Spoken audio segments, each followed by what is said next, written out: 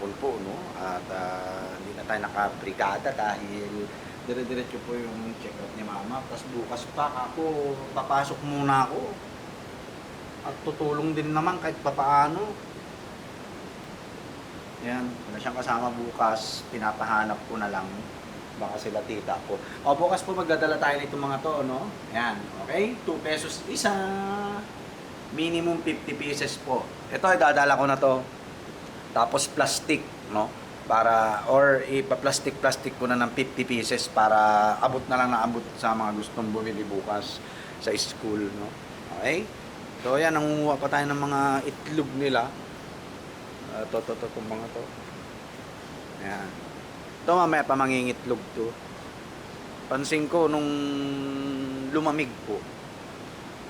Ayan, medyo late na sila nangingitlog. No? Ayan. Right? Ito mga to, masisipag. Maaga sila mangitlog. Yung dito, marami na tayo nakuha na itlog dito. Yung ando dun sa loob po, no? Sa may basket. Ayan. Okay? So, nakakakuha natin ng mga itlog, no? Ayan, no? At ito yung itlog nila, oh. Ngayon, ngayong hapon, hindi ko nagaanong na anuhan yung mga alaga natin, no? Ayan. Alright? Ito yung itlog nila. So, sasama natin sa school yan bukas. No? And then, kakatuwa itong mga papisa natin. Ayan, oh. Lalaki na po nila. Ang lalaki na. No? Ayan sila. Okay? So, dito po yung mga lalaki natin. Ayan. No? At, ang bilis po lumaki. Nung binili ko po yung mga RTL natin, ganito lang sila kalalaki. Sa totoo lang po. Ayan. Nakatuwa. No? So, 25 po yan initially. Kaso nga lang namatay yung isa lalaki. Ayan, no? Bali, 12-12 na iwan. 12 babae, 12 lalaki. Ang swerte po natin at nakapagpalabas pa po tayo ng lalaki sa totoo lang. No? Sa totoo lang. Kasi noon, nung bumili po ako ng RTL, RTV, kako, samahan po ng lalaki.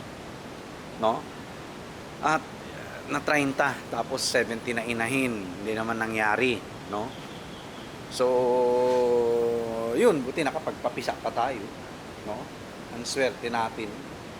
Alright, ayun, may kunin na natin yan. Akin na yan. Ayan, may itlog po. No? Dos yan, dos.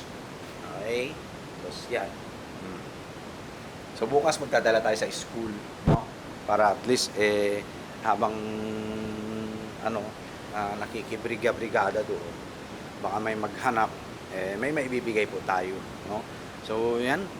Sa tingin ko po itong operation natin dito sa mga pugo natin, wala tayong po problemahin. Papalitan lang natin yung inuminan nitong mga to kasi maliliit, no? Tapos sa pagkainan, wala naman na silang problema. Ito rin, wala rin problema. Marami silang inumin. Ito pwede po nating anuhin to, tawag rito, punuin ng pagkain pag pumapasok na po tayo, no? Pwede na natin punuin ng pagkain to. Alright? Tapos ito, kakalinis natin yan nung nakaraan. Yan. Tapos ito yung pagkainan nila. Yan. Isang mahaba. Tapos may inuminan pa sila dito. So wala tayong problema rito. Yan, wala tayong problema. At dito naman tayo sa kabila, no? Ito ang mga huling-huling mga papisa na po natin. Ayan si Asil Boston SBR Tornado. Tapang po niya. Ang liit-liit niya, nagkikipagpatayan sa ganyan kalalaki. Okay, so yan, effective naman tong bubong. Nga lang, puro dumi na doon, no? Puro dumi na, baho. Kailangan din yan nalilinis din po. And ito po yung ating red jungle fowl. Ay, wala siyang pagkain. Lagyan natin. Kawawa naman. Kahit doon na lang sa bigyan natin siya. Well,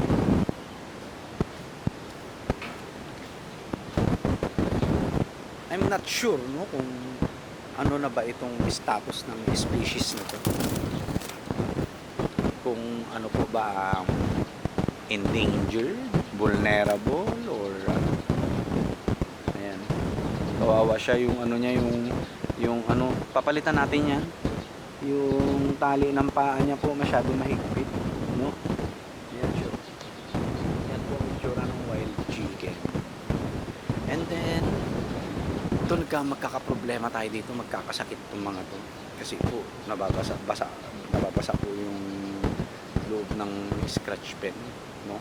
Hindi makakapahinga na maayos itong mga manok natin, no? So, yun ang magiging problem natin dyan, no?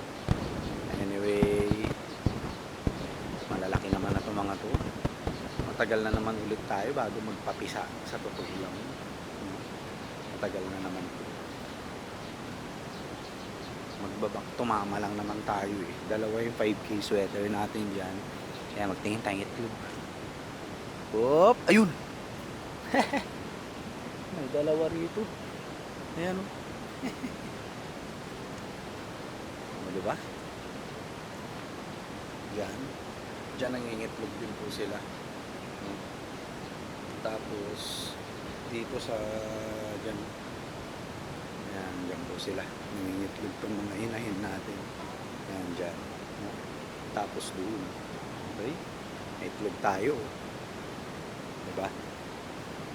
So, 10 pesos isa. Hindi na kami buwibili talaga ng itlog ni mama. Opo, matagal na. No? Lalo na may mga heritage breed pa tayo.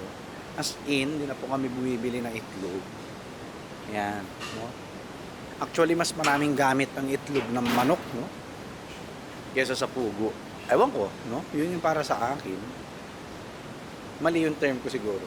Mas malaki yung market. Lumalaki na yung itlog.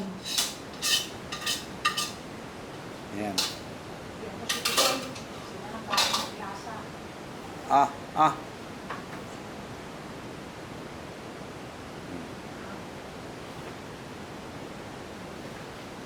Yan, sa kaalaman po ng lahat, dadalawa na lang po kami ni mama talaga dito, no? At parehas pang comorbid, aninger. Yes po, talagang parehas kaming comorbid. Kaya nga nagpalipat na tayo eh. Kasi in a long run, mahihirapan ako. Lalo ako na lang aasahan ni mama. Tumatanda na yan eh, no? So sabi ko, kahit ayaw ko pang lumipat, wala akong choice, no? Mahirap yung pag andyan na yung sitwasyon, no? Alagain na siya. Tapos tsaka pala ako magpapalipat, yari na, no? Yari na, no? So, yan. Okay na to mga to. Naka-ready na po itong ating mga incubator. Yung isa hindi pa bumabalik. No, inabangan po ng mga estudyante ng Primso. Yan, no? And hopefully maibalik din nila. No? Gagamitin kasi natin 'yon for quail breeding and propagation. Ito na, no? Tinapat ko na si bossing natin. Sabi ko kasi, sabi niya, tulungan daw siya na mag-incubate ng itlog, no? Malaki rin naman na itulong sa atin ng bossing natin. Actually, hindi na tayo buibili ng pagkain ng mga panabong natin eh. Opo, siya na po nagbibigay. Pagkain, vitamins, gamot kung may nagkasakit. Yes po. Nga lang, magpapasukan na po, no? Tapos mag-i-incubate na naman tayo ng itlog. 'Di ba? Okay? Kaya ang tendency ay yun, no? Ang tendency po is tawag rito, papipisain natin, babantayan ulit, tapos kukonsumo ng space po yun, no? Yes po, syempre pag napisa, aalagaan mo na naman, palalakihin na naman, no? Tapos magbibreed tayo ng pugo. Sabi ko sa kanya, kay uncle, kay bossing natin, hindi ko na mahaharap talaga, no? Kaya humindi na po ako, no? Humindi na ako. Kasi ako rin mahihirapan kahit free yung pagkain ng manok, mahirapan ako, no? Magtatrabaho na naman. Tapos, may aalagaan na naman akong sisiw ng panabo, no? Tapos, magbe-breed rin ako ng pugo. Mahirapan po ako. Gusto ko mag-focus na ako dun sa mga pansarili ko, no? Lalo sa quail breeding and propagation po. Diyan tayo magfo-focus sa mga yan, no? Okay? So, yun lang siguro. Ito bukas po, magdadala tayo sa school. 2 pesos each. Alright? At ipa-plastic na natin yan. 50 pieces, 50 pieces. Alright? So, yun lang po. God bless po sa ating lahat. Yung pusa ko na pensyonado. Ito po siya. Mamba. Ganyan lang po yan maghapon. Tapos babangon, kakain. Yung cat food niya. Tapos may karne rin siya. No? Alright? So yun lang po. God bless po sa ating lahat. Peace.